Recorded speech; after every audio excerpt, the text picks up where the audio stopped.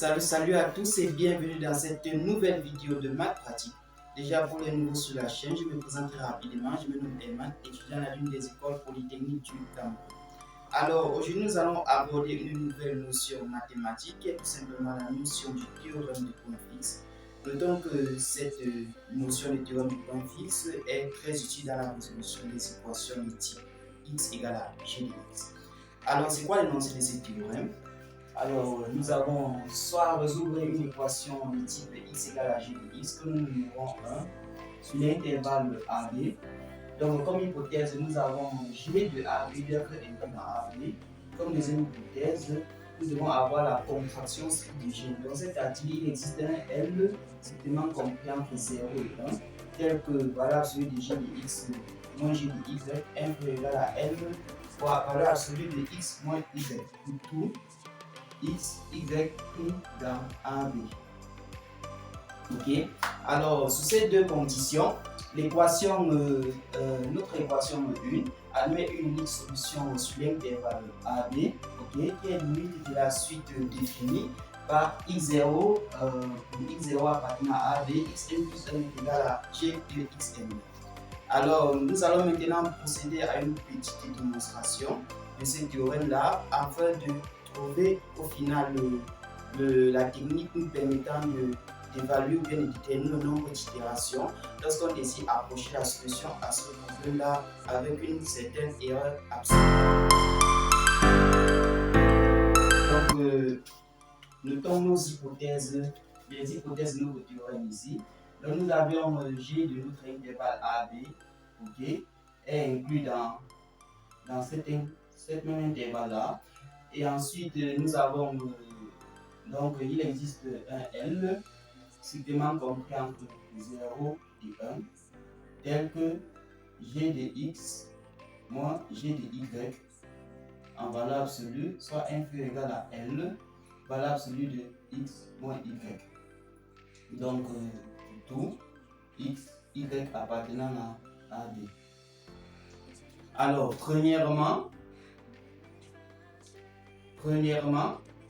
nous allons montrer l'unicité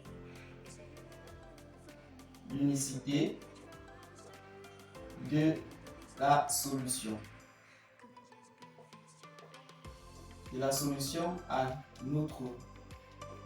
À notre problème x égale à g de x. Ok? Alors, pour ce faire, nous allons tout simplement procéder par l'absurde. Donc, nous allons d'abord supposer qu'il existe au moins deux solutions à ce problème-ci. Donc, supposons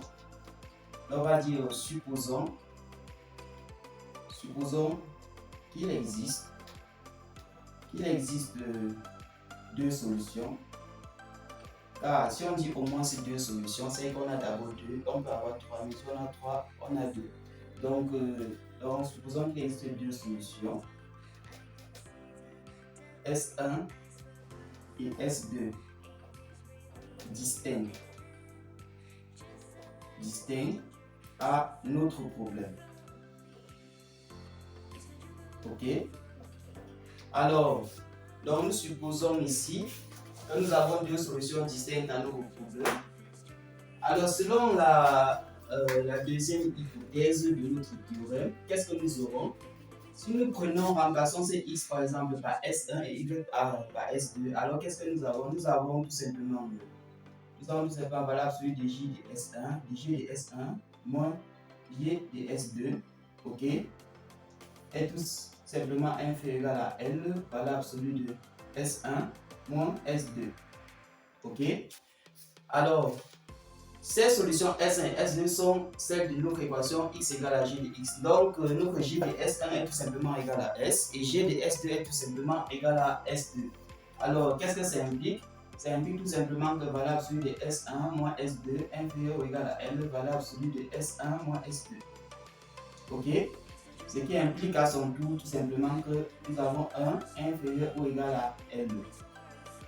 Donc, nous avons 1 qui est tout simplement inférieur ou égal à L, ce qui est absurde.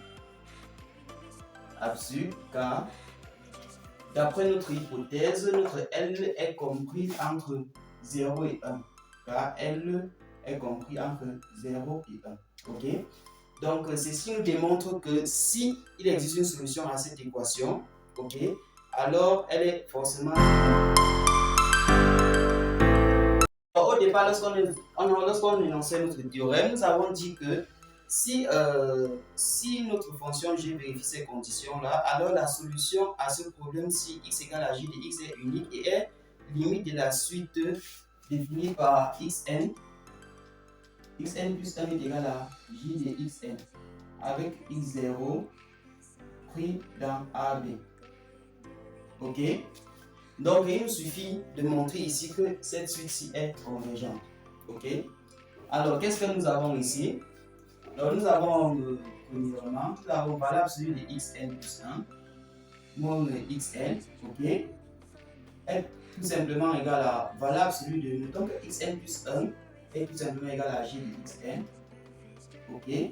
Moins g de xn moins 1, ok? Et selon notre hypothèse, d'après notre hypothèse, cette quantité-ci est inférieure ou égale à L, valeur absolue de xn moins xn moins 1, ok, qui a son tour égal à L, valeur absolue de g de xn moins 1 moins g de xn moins 2, ok, qui a son tour inférieur ou égal à L carré, valeur absolue de xn moins 1 moins g moins xn moins 2. Ok? Alors, on va aller ainsi de suite jusqu'à obtenir. Donc, on a au final, nous avons cette quantité-là d'être inférieure ou égale à L puissance n, valeur absolue de x, de x1 moins x0 tout simplement. Ok, donc au final, pour cette partie, nous avons xn plus 1 de façon générale moins xn en valeur absolue est inférieur ou égal à L puissance n, valeur absolue de x1 moins x0. Ok, alors, donc nous notons cette quantité-là, cette lignée-là. Donc nous gardons cette lignée-là en mémoire. Donc nous avons xn plus 1 moins xn en valeur absolue inférieure ou égale à n puissance n, valeur absolue de x1 moins x0. Ok. Alors, mettons cette quantité étoile.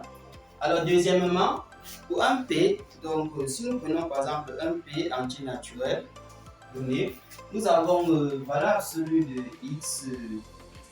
xn plus p moins xn, ok, est tout simplement inférieur. Nous allons appliquer l'inégalité triangulaire.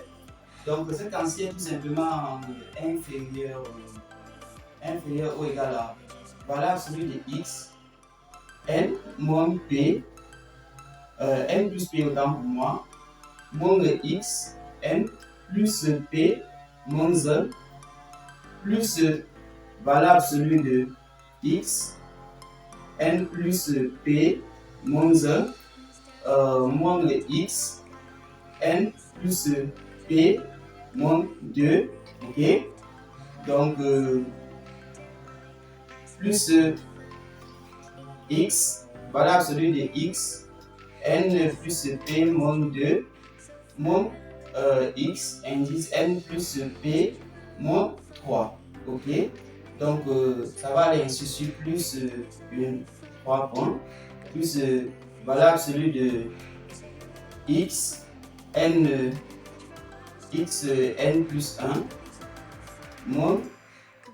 moins xn tout simplement, ok. Alors d'après ce qu'on a obtenu, donc après notre étoile, cette ligne-ci doit impliquer, donc ça implique tout simplement que donc nous avons x, valeur absolue de xn plus p, ok, moins xn, ok, d'être tout simplement inférieur ou égal à quoi? Donc, d'après cette ligne-ci, cette quantité-ci est inférieure ou égale à L puissance N plus P moins 1. Ok. Voilà celui de x1 moins x0. De même pour les autres, pour ce deuxième-ci, nous avons cette quantité-ci est aussi inférieure à L puissance N plus P moins 2. Voilà celui de x1 moins x0. Donc, toutes ces quantités-ci donc, est inférieure ou égale à voilà celui de x1 moins x0. Ok. En facteur de L puissance. Donc nous avons L puissance N plus P. N plus P. Ok. Donc L puissance N plus P. Ok.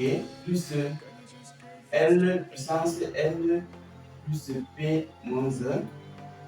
Donc nous avons L plus P moins 1 ici. L puissance N plus P moins 2. Ok. Plus ça va aller jusqu'à L puissance N plus donc jusqu'à L puissance N tout court.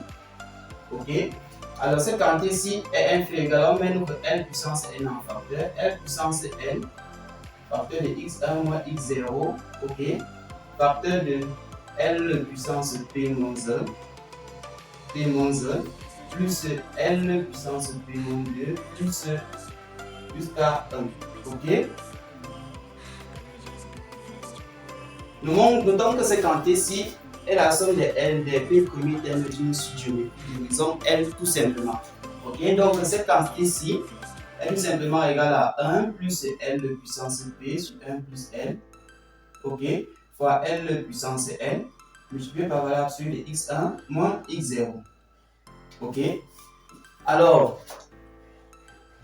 d'après notre hypothèse, la quantité L-ci est strictement inférieure à 1. Ok. Donc, cette quantité-ci, elle est tout simplement, donc on va dire tout simplement inférieure égale à L puissance N. Donc ici, c'est 1 moins, ok. Donc c'est 1 moins L puissance P. Donc cette quantité-ci est forcément inférieure à 1. Ok.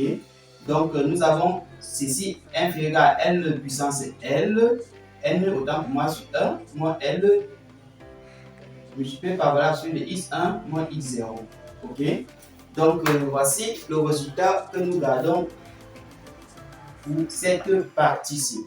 Donc ici nous avons finalement xn plus p, ok, moins xn en valeur absolue d'être inférieur ou égal à L puissance n divisé par 1 plus L, 1 moins L autant pour moi, valeur absolue de x1 moins x0. Ok. Alors nous avons cette quantité là. Alors d'après ceci, lorsqu'on fait tendre notre n vers l'infini, qu'est-ce que nous obtenons? Vu que la quantité L-ci est strictement inférieure à 1, lorsqu'on fait tendre n vers l'infini, cette quantité-ci est tout simplement égale à 0. Ok. Alors ceci implique tout simplement limite quand n tend vers plus l'infini, les valeurs absolues de xn plus p moins xn. Ok, xn plus p moins xn, ok, est tout simplement égal à 0. Ok, car cette quantité-ci est égale à 0 lorsque n tend vers plus infini, car L est strictement inférieur à 1. Alors, ceci est la caractéristique d'une suite de Cauchy. Donc, ceci suggère que notre suite de xn est tout simplement de Cauchy. Ok. Alors, donc ici nous avons une suite de Cauchy dans R. Nous savons très bien que dans R, toute suite de Cauchy est convergente. Donc, nous venons de montrer ainsi que,